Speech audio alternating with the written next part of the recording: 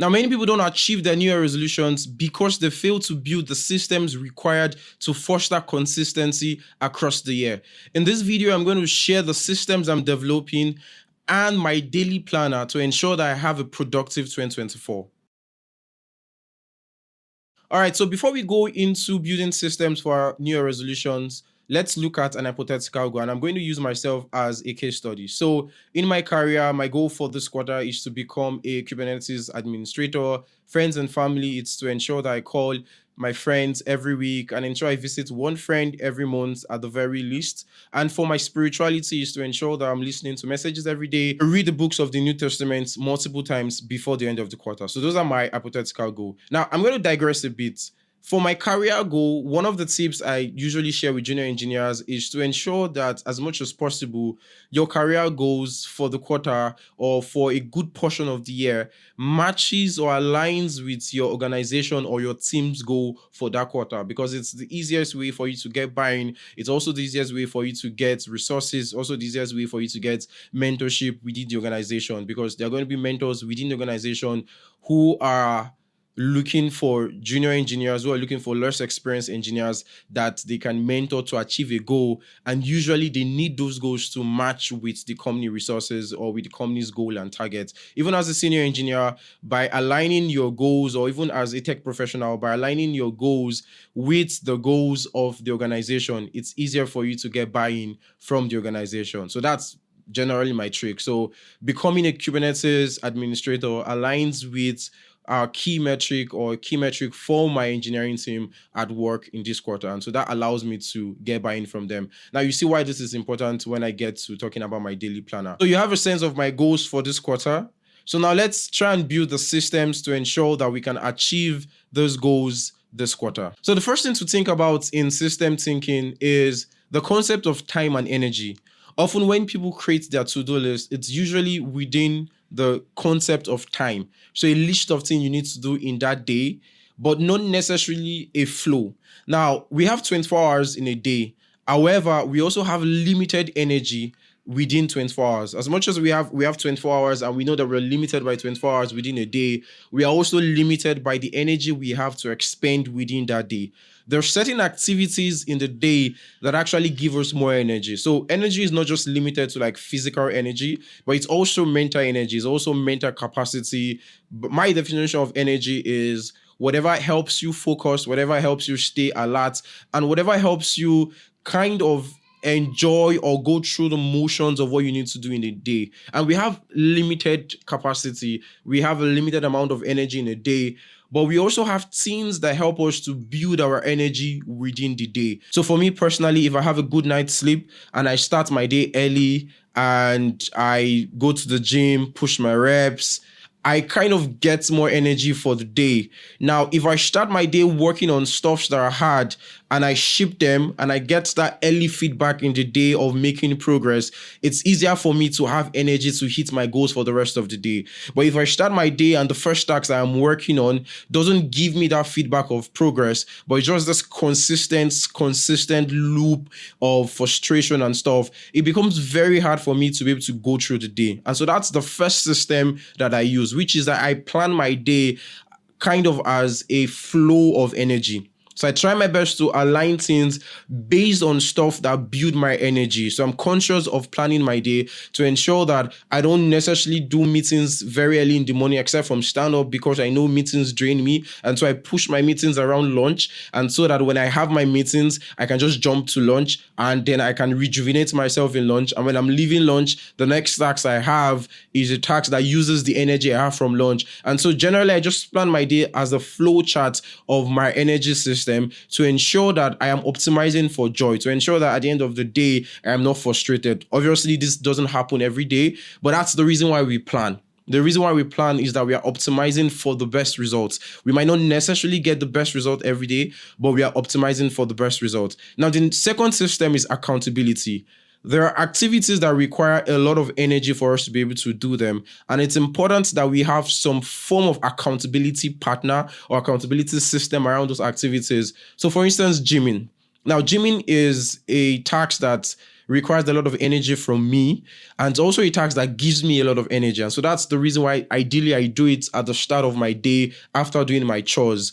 But because it requires a lot of energy, it requires some level of motivation that I don't necessarily have. I have a gym trainer, and I tried my best to get a home gym where I just have the minimal equipment I need, the dumbbells, the barbells I need to be able to hit my goals every day, where I just have the dumbbells and the barbells I need to be able to hit my goals every day. And so my trainer comes in the morning, and my trainer is kind of the engine that kickstarts that energy from me. And because I have been trained to be polite and stuff, if my trainer knocks at my door that, hey, we're about to start gymming, I'm definitely not going to tell him to go home. I'm definitely going to come out and gym. And so that's what helps me to be able to ignite that high energy that I need for gymming.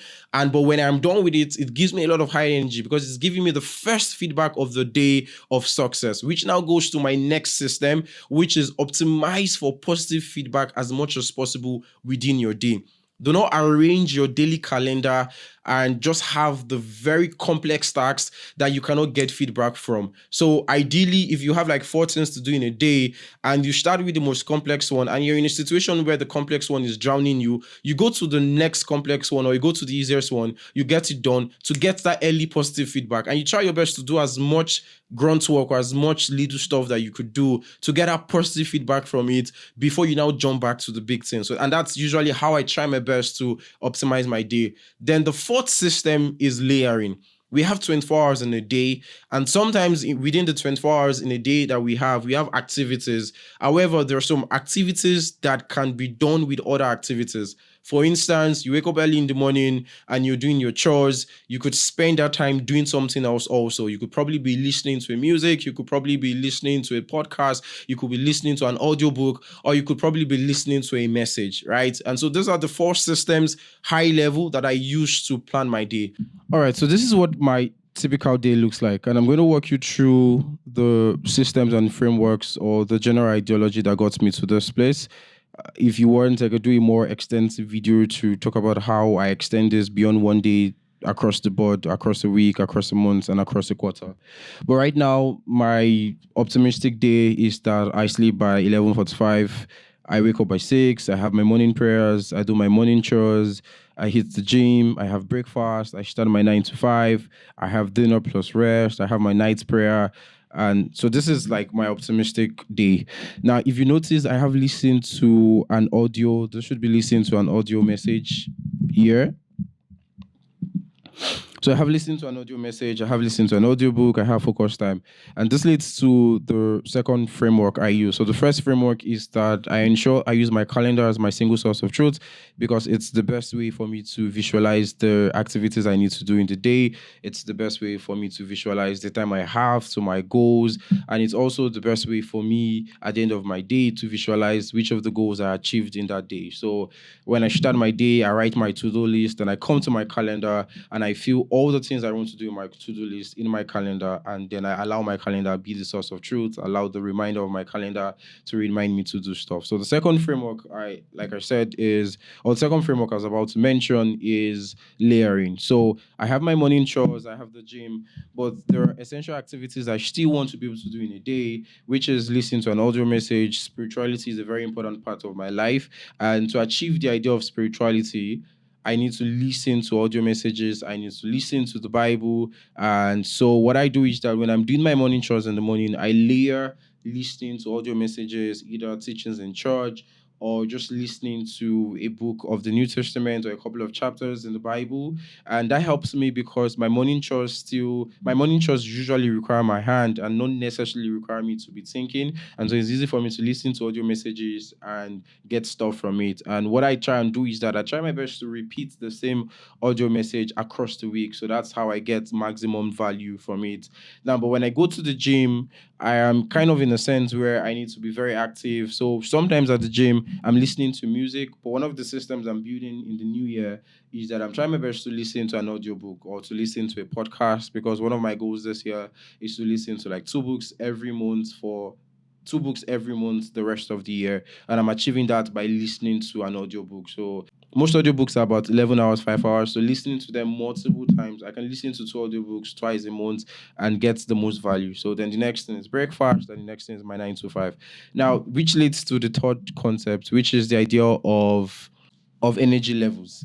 Now, I personally believe in structuring your day based on the energy required to do an activity and the energy gain you have from an activity. Now, energy gain doesn't necessarily have to mean physical strength. Energy you need to do an activity also doesn't necessarily have to mean physical strength. For me, most times it means the mental energy required. Now, gymming is an activity that requires a lot of mental energy because it's starting around when I'm done with my chores. And most times I'm in a state where I just want to sit down and relax. But based on the fact that I don't have so much time on my schedule, I need to move to the gym. I have an accountability partner, which is my gym trainer. And because I have a home gym and my gym trainer stays close to me, he comes in the morning. And so I've outsourced the motivation of outsourced the requirement of standing up to my gym trainer because he's always around when he needs to be around. And when he knocks at the door, I have to respond. And then also pairing the gym with listening to an audio still puts me in a state where, because when I'm listening to the audiobook, most audiobooks I listen to are either self-help, about money, about finance, sets me in the right mindset for my day. And so I just then from the gym, I prep for the day, have breakfast, and I start my work. Also, when it comes to my 9 to 5, I break down activities for the day still based on energy levels. So activities that require the highest level of energy and give me the highest energy also. And usually those are activities that are crucial to productivity for that day. And so the next thing is I have time blocked out for learning. Putting together the idea of layering and accountability, I try my best whenever I have goals to ensure that most of my career goals align with the metrics for my team at the time. And in this case, it's learning Kubernetes. And so because it aligns with the core focus of my organization now, I can get my manager to give me about 1 hour dedicated for that every day. And because my manager has given me about 1 hour dedicated for that every day, I'm now forced to use that time for that because at my one-on-ones, I have to give some form of report about how my learning and progress is going. So this is essentially how my day looks like. So now the final thing I do is that before I go to bed at the end of my day, I use my calendar coloring and I just come back and look at the things I was supposed to do in the day. And then I just change the label for the activities I was supposed to do in the day. So if I was supposed to hit the gym and I succeeded at doing that, if I didn't have breakfast in the morning, but I spent my focus time productively, then I just take this. If I didn't get the opportunity to learn or I didn't do it well, then I use probably purple. So purple for me kind of signifies an activity that I did but didn't necessarily hit it the way I was expecting to do. Now, for layered activity, if I did them, still green. But if I didn't have the opportunity to do them and maybe it's becoming more consistent, I kind of put gray. So the idea is that this is like a gray area and I probably need to consider moving this out of this. And now, on the days where there are activities on my calendar that I would not be doing that day, so for instance, maybe I don't have meetings between 4 to 6, one of the things I try to do is because that time is dedicated to work, I try to find work activities that I would be doing the next day during that time. However, if I'm in a situation where I can't do any other activity, probably because I'm blocked around work, I then try to find activities I would be doing the next day in my personal life during that time. I can clear those things the next day and focus on work. On the days where there are activities on my calendar, like meetings 4 to 6, that I would not be doing that day, because it's the time for my 9 to 5, I most times try and figure out other activities I can do around my 9 to 5 for that time. So it could be things I should probably be doing the next day that I can bring forward to that day. But if I'm in a situation where I'm blocked or I'm in a situation where I can't do that, and then what I do is I prioritize the next most important thing in my life, and then I bring them into that time slot and I do it. And this helps me to clear some of the activities that I should be doing the next day, or I just look back up in my calendar and figure out if there are things early in the morning. Maybe I didn't listen to the audiobook, I didn't listen to the audio message. Then I try and do it at that time. Or alternatively, I just accept that that's a free time. I don't have anything on my calendar to do. Or I just figure out any other thing in my life. I could just take a walk or just figure out something else that I can do within that time. If you want me to do a more extended video about how I plan my week, how I plan my month, and how I actually plan my quarter, drop a comment and I would figure out when I can do that and make a video for that. Friends, that's my daily planner for 2024. If you found this video helpful, please hit the subscribe button and ding the notification bell. If you have questions or suggestions, please drop a comment in the comment section. I'm Ayomide Aregbede, and I help tech professionals build thriving careers. See you next time.